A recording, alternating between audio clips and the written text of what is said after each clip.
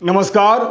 Hindi educational channel में मैं आपका स्वागत करता हूं।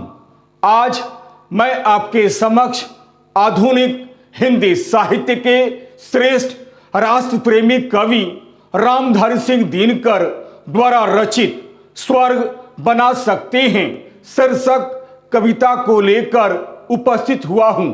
एक वीडियो के रूप में मैंने इस कविता को 3 भागों में बांटा है।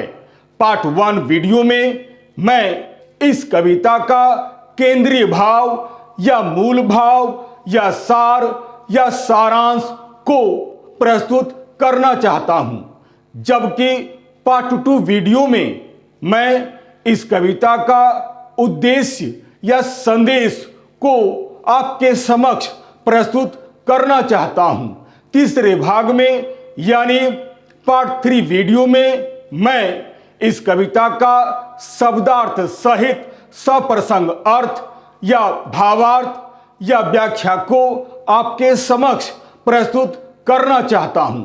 तो आइए अब मैं पार्ट 1 वीडियो के रूप में इस कविता का केंद्रीय भाव या मूल भाव या सार या सारांश को अत्यंत ही सरल भाषा में आपके समक्ष प्रस्तुत करने की कोशिश करता हूं। इसे आप ध्यान देकर सुनिएगा। राष्ट्र प्रेमी कवि रामधारी सिंह दिनकर द्वारा रचित स्वर्ग बना सकते हैं कविता का केंद्रीय भाव या मूल भाव या सार या सारांश।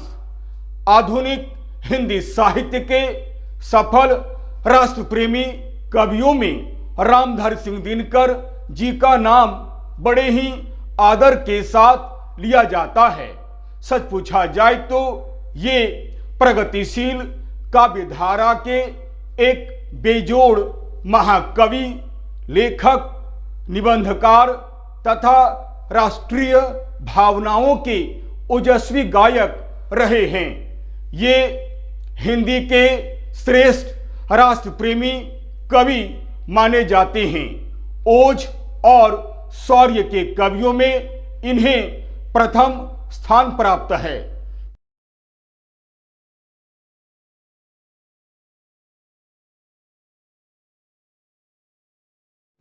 इन्होंने अपनी रचनाओं के द्वारा जहां एक ओर पूंजीपतियों, सेठ साहूकारों तथा अन्य प्रकार के शोषक वर्गों के अत्याचारों एवं शोषण का नग्न चित्रण किया है, वहीं दूसरी ओर गरीबों, मजदूरों तथा किसानों के प्रति गहरी सहानुभूति को व्यक्त करते हुए उनके कारुणिक जीवन को बड़े ही सुंदर ढंग से उजागर किया है। अर्थात इनके काव्य का मूल स्वर सौंदर्य, प्रेम, राष्ट्रवाद, प्रगतिशीलता, भारत के अतीत का गौरवगान, प्रकृति चित्रण तथा क्रांतिकारी भावना है।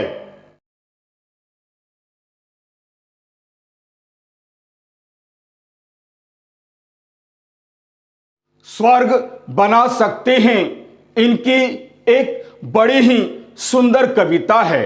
यह कविता इनकी राष्ट्र प्रेम से भरी हुई एक बड़ी ही सुंदर तथा बेजोड़ कविता है।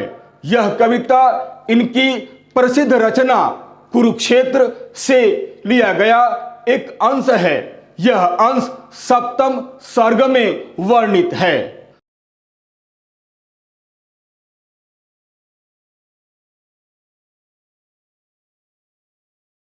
कौरवों और पांडवों के मध्य कुरुक्षेत्र नामक स्थान पर महाभारत का एक घमासान युद्ध हुआ था। घमासान युद्ध होने के पश्चात भीषण रक्तपात को देखकर धर्मराज युधिष्ठिर के मन में वैराग्य की भावना उत्पन्न होने लगी थी।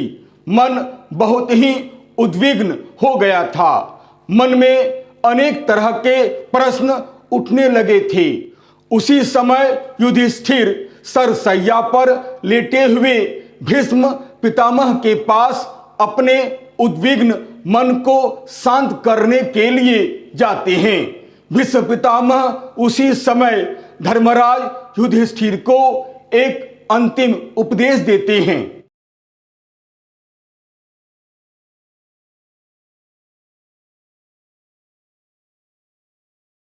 वे कहते हैं कि हे युधिष्ठिर, हमारी यह धरती बिल्कुल स्वर्ग के समान है। यदि हम प्रकृति द्वारा प्रदत्त सभी वस्तुओं का तथा निःशुल्क उपहारों का उपयोग मिलजुल कर करें, मानवता की राह में आने वाली मुश्किलों व चुनौतियों का सामना डट कर करें, आपस में न तो हम लड़ें और न ही किसी प्रकार की एक दूसरे के प्रति ईर्ष्या द्वेष की भावना रखें। यही नहीं, इसके साथ ही साथ हम केवल अपने बारे में न सोचकर सभी का हित चिंतन करें, अर्थात स्वार्थी न बनकर परोपकारी बने, तो हम लोग इस धरती को स्वर्ग बना सकते हैं।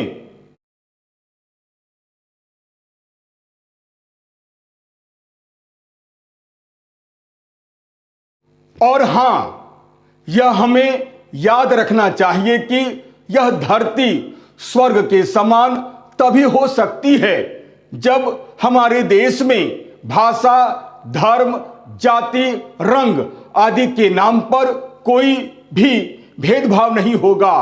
सभी लोग मिलजुल कर रहेंगे।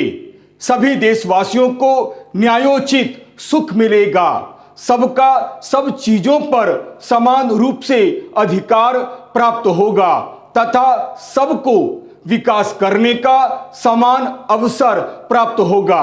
यदि हम ऐसा कर सकते हैं तो हम इस धरती को स्वर्ग के समान बना सकते हैं।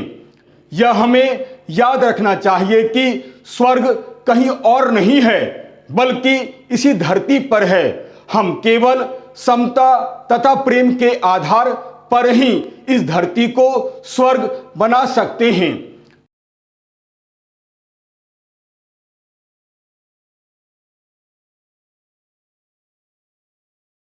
अतः महाभारत युद्ध के पश्चात भीष्म पितामह धर्मराज युधिष्ठिर को जो अंतिम उपदेश या संदेश या शिक्षा देते हैं, वही इस कविता का मूल भाव या सार या सारांश है।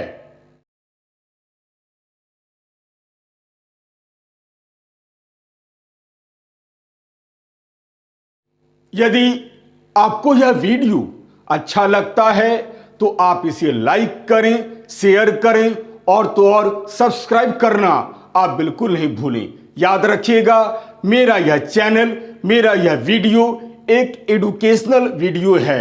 मैंने इस चैनल का निर्माण विद्यार्थियों के हित को ध्यान में रखकर ही बनाया है। अतएव लाइक, शेयर और सब्सक्राइब करना आप बिल्कुल नहीं भूलें। और तो और यदि मेरे वीडियो में अगर आपको कहीं भी किसी प्रकार की कोई त्रुटि या कोई कमी नजर आती है तो आप सप्रमाण कमेंट्स करें, ताकि मैं उन गलतियों का सुधार कर सकूं और आपके समक्ष एक बहुत ही सुंदर, बहुत ही आकर्षक वीडियो बनाकर प्रस्तुत कर सकूं। तब तक के लिए नमस्कार, धन्यवाद।